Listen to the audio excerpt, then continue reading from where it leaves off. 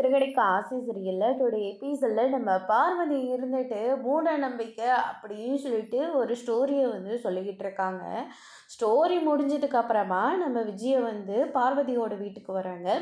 அதுக்கு அடுத்ததாக விஜயாவை பார்த்தோன்னே பார்வதி இருந்துட்டு, வா விஜயா, இப்போ தான் வரையா, இன்னும் கொஞ்சம் நேரத்துக்கு முன்னாடி வந்திருந்தா கூட நான் மூட நம்பிக்கையை பற்றி ஒரு ஸ்டோரி சொல்லிட்டு இருந்தேன், அதையாவது நீ கேட்டிருந்தா நீயும் நம்பியிருப்ப அப்படின்ற மாதிரி சொல்லிக்கிட்டு இருக்காங்க. அதுக்கு அடுத்ததாக விஜயா இருந்துட்டு, நான் உங்ககிட்ட கொஞ்சம் பேசணும் அப்படின்ற மாதிரி சொல்லிக்கிட்டு இருக்காங்க.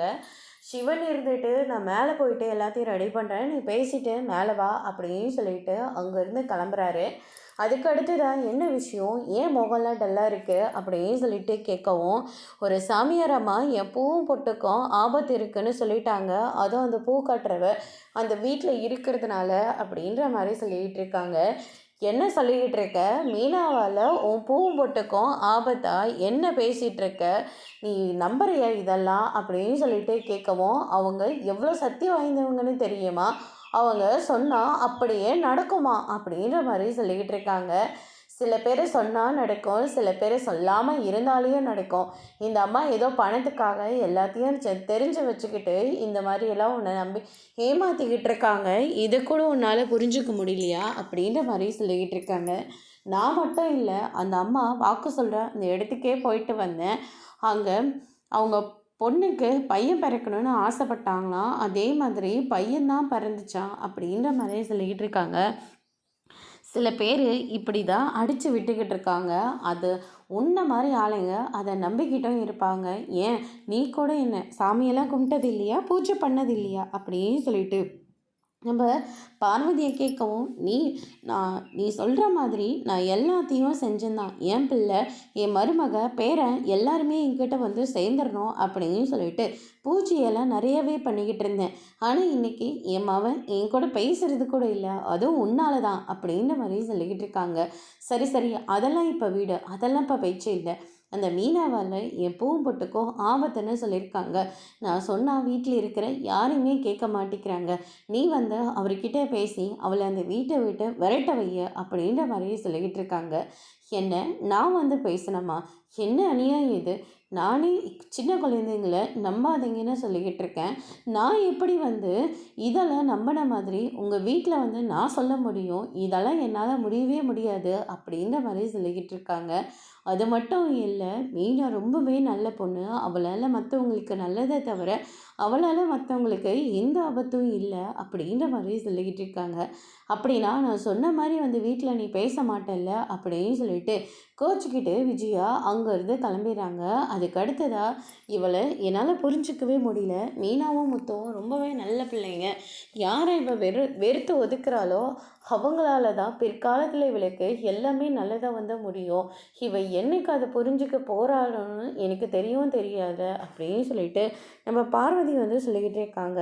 எல்லாத்தையும் நான் கேட்டுக்கிட்டே தான் இருந்தேன், இவங்களோட நம்பிக்கை அதுதானா, அது எதுபடியோ அவங்க செஞ்சுக்கிட்டு போட்டோம், நம்மளுக்கு வேலை இருக்குது, நீ வா அப்படின்னு சொல்லிட்டு பார்வதியை கூட்டிகிட்டு போயிடுறாரு. அதுக்கு அடுத்ததாக அண்ணாமலை வீட்டுக்கு பார்க்குறாங்க. மெயினாக வீடு ஃபுல்லாக அகல் விளக்கை ஏற்றி வச்சுருக்காங்க. என்னம்மா இது, வீடெல்லாம் விளக்கேற்றி வச்சுருக்க, கார்த்திகை மாதம் கூட இல்லையே இது அப்படின்ற மாதிரி சொல்லிக்கிட்டு இருக்காங்க.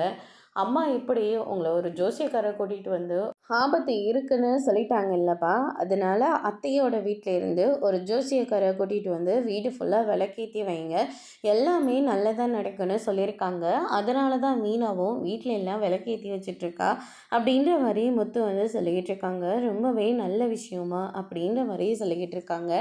அதுக்கு அடுத்ததாக நம்ம விஜய வீட்டுக்கு வராங்க. வந்த உடனே எங்க இன்னைக்கு என்ன நடந்துச்சுன்னு தெரியுமா, அது சொன்னதானே தெரியும், இல்லைங்க அது என்னென்னா சரி வீடு இல்லைன்னு சொல்லிட்டல அப்படின்ற மாதிரி சொல்லிக்கிட்டு இருக்கவும், விஜயா இருந்துட்டு, ஐயோ நான் சொல்ல வரதை முதல்ல கேளுங்க, அந்த அம்மாவை பார்க்கறதுக்காக நான் கோயிலுக்கே போனேன்னா அந்த ஃப்ராடு பூசாரியவா, அவங்க ஃப்ராடெல்லாம் இல்லை, அவங்க சொல்கிறது அப்படியே நடக்குமா, அவங்க எத்தனையோ பேர் வாக்கு கேட்டுட்டு போகிறாங்க அப்படின்ற மாதிரி சொல்லிக்கிட்டு இருக்காங்க. எல்லாரும் காதலையும் அது பூதான் சுற்றிக்கிட்டு இருக்கா அப்படின்னு சொல்லிட்டு முத்து ஒரு பக்கம் சொல்லிக்கிட்டு இருக்கவும், ஆமாம் நீ இதுக்கடை வீடெல்லாம் விளக்கேற்றி வச்சுருக்கு, மீனாவால் கெட்டது நடக்குதுன்னு நீ சொன்ன, மீனாவால் நல்லது நடக்கணும் அந்த இவங்க கெட்ட பூசாரி ஒருத்தர் சொல்லியிருக்காங்க, 2 பேரும் உலகத்தில் எந்த டாக்டர் கிட்டக்கு போனாலையும் அதே மாத்திரை தான், ஆனால் பிராண்டு மட்டும் வேறு வேறு அப்படின்ற மாதிரி தான் இதுவும் அப்படின்னு சொல்லிட்டு அண்ணாமலை இருந்துட்டு விஜயாவுக்கு புரிய வைக்கணும்னு பார்க்குறாங்க. இவன் இந்த வீட்டை விட்டு வெளியே போனதான் நான் நிம்மதியாக இருப்பேன் அப்படின்ற மாதிரி சொன்ன உடனே, சரி விடு, உனக்கு நீ நிம்மதியாக இருக்கணும்ல, நான் மீனாவோட அவங்க வீட்டில் போய் இருந்துக்கிறேன் அப்படின்ற மாதிரி சொல்லிக்கிட்டு இருக்காங்க. என்னங்க நீங்கள் உங்களுக்காக தான் இவளை வீட்டை விட்டு துரத்தணும்னு நான் சொல்லிக்கிட்டு இருக்கேன், ஆனால் நீங்கள் என்னடனா இவளோட போயிட்டா அவங்க அம்மா வீட்டில் உட்காரணும்னு சொல்லிக்கிட்டு இருக்கீங்க. இந்த மீனா வீட்டில் இருக்கிற வரை தான் எல்லாருக்குமே நல்லது அப்படின்ற மாதிரி அண்ணாமலை வந்து சொல்லிக்கிட்டு இருக்காரு. அதுக்கு அடுத்ததாக வந்து பார்த்திங்கன்னா மனோஜ் இருந்துட்டு அம்மா சொல்கிறது தான் எல்லாத்துக்கும் சரியாக இருக்கும், படித்த முட்டாள் இருக்கிற வரைக்கும் இந்த போலியான சாமியாருங்க எல்லாருமே உயர்ந்துக்கிட்டு போயிட்டே தான் இருப்பாங்க, அதெல்லாம் நீங்கள் என்றைக்கு புரிஞ்சுக்க போகிறீங்களோ தெரியல அப்படின்னு சொல்லிட்டு நம்ம முத்து வந்து சொல்லிக்கிட்டு இருக்காங்க. அதுக்கு அடுத்ததான் நான் சொல்கிறத தான் நீங்கள் யாருமே புரிஞ்சுக்க மாட்டேங்கிறீங்க அப்படின்ற மாதிரி விஜயா வந்து சொல்லவும், மனசில் எல்லாமே நல்லதாகவே நடி, அதே மாதிரி தான் நினப்புலையும் எல்லாமே நல்லதாக நடக்கும். மீனா வீட்டில் எல்லாருக்கும் நல்லது நடக்கணும்னு சொல்லி அகல் விளக்கை ஏற்றி சாமி கும்பிட்டுட்ருக்கு, முடிஞ்சால் போய் சாமி கும்பிடு, அப்படி இல்லையா ஓரமாக நின்று வேடிக்கையை பாரு அப்படின்ற மாதிரி அண்ணாமலை வந்து சொல்லிடுறாங்க. மீனா நீ போய் பூஜை பண்ணமா அப்படின்ற மாதிரி அண்ணாமலை வந்து சொல்லிடுறாங்க. அண்ணாமலை சொன்ன மாதிரியே மீனாவும் போய் பூஜை பண்ணிக்கிட்டு இருக்காங்க. அதுக்கு அடுத்ததாக மனோஜ் இருந்துட்டு ரோகிணி சொன்ன மாதிரி ஒரு ரெஸ்டாரண்ட்டுக்கு வராங்க. அங்கே அவங்க இருக்கிற ரூமுக்கு தேடி போகிறாங்க. என்ன இது டோர் வந்து ஓப்பன்லேயே இருக்குன்னு சொல்லிட்டு உள்ளே போகிறாரு. அதுக்கு அடுத்ததாக நம்ம ரோகிணி இருக்காங்க.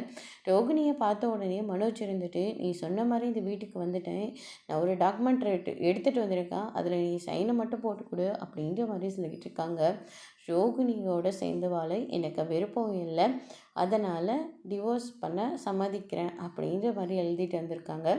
அதுக்கு அடுத்ததாக வந்து பார்த்திங்கன்னா நம்ம ரோகிணி இருந்துட்டு இதையும் படித்து பாருங்கள் மனோஜ் அப்படின்ற மாதிரி சொல்லிடுறாங்க. மேலே பாருங்கள், நான் உங்கள் கூட ஒன்றா சேர்ந்து வாழ்ந்து உங்களால் நான் ஒரு குழந்தை பெற்றுக்கணும்னு நினச்சேன், அந்த குழந்தையை என்னோடய புடவையில் தூரி கட்டணும்னு நினச்சி ஆசைப்பட்டேன், அதுதான் நடக்கலை, ஆனால் உங்களுடைய ஆசையை நிறைவேற்றிட்டாவது நான் செத்து போகிறேனே அப்படின்ற மாதிரி சொல்லிக்கிட்டு இருக்காங்க. மனோஜ் இதை கேட்டோன்னே பயங்கரமாக ஷாக் ஆகுறாங்க. நீ இல்லாத ஒரு வாழ்க்கையை என்னால் யோசிச்சு கூட பார்க்க முடியல, அதனால் நீங்கள் தான் எனக்கு ரொம்ப முக்கியம், உங்களுக்காக நான் என்ன வேணால் செய்வேன் அப்படின்ற மாதிரி ரோகிணி வந்து சொல்லி பிளாக்மெயில் பண்ணிகிட்ருக்காங்க. மனோஜ் இருந்துட்டு என்ன முட்டாள்தனமாக இருக்குது, நீ சொன்னதுனால தானே நான் இந்த இடத்துக்கே வந்தேன், ஆனால் நீ என்னடனா இவ்வளோ பெரிய ட்ரெஸ்ட்டை வச்சிட்ருக்க அப்படின்ற மாதிரி சொல்லிக்கிட்டு இருக்காங்க. உன்னை டிவோர்ஸ் பண்ணிவிட்டு தனியாக வாழ்கிறது ஒன்று தான், நீ விருப்பப்பட்ட மாதிரி உனக்கு டிவோர்ஸ் கொடுத்துட்டு நான் செத்த போகிறதா ரெண்டும் ஒன்று தான் அப்படின்ற மாதிரி நம்ம ரோகிணி வந்து சொல்லிடுறாங்க. எனக்கு கொஞ்சம் டைம் வேணும், நான் வாஷ்ரூம் போகணும் அப்படின்னு சொல்லிட்டு மனோஜ் இருந்துட்டு இப்படி வந்து மாட்டிக்கிட்டோமே அப்படின்னு சொல்லிட்டு விஜயாவுக்கு கால் பண்ணி நடந்து எல்லா விஷயத்தையும் வந்து சொல்கிறாங்க. விஜயா இதை கேட்டோன்னு பயங்கரமாக ஷாக் ஆகுறாங்க. அதோட இன்னைக்கான எபிசோட் முடிச்சிருக்காங்க. இனி சிறகடிக்க ஆசையில் அடுத்தடுத்து என்னெல்லாம் நடக்க போகுதுன்றதை வெயிட் பண்ணி பார்க்கலாம். தேங்க்யூ.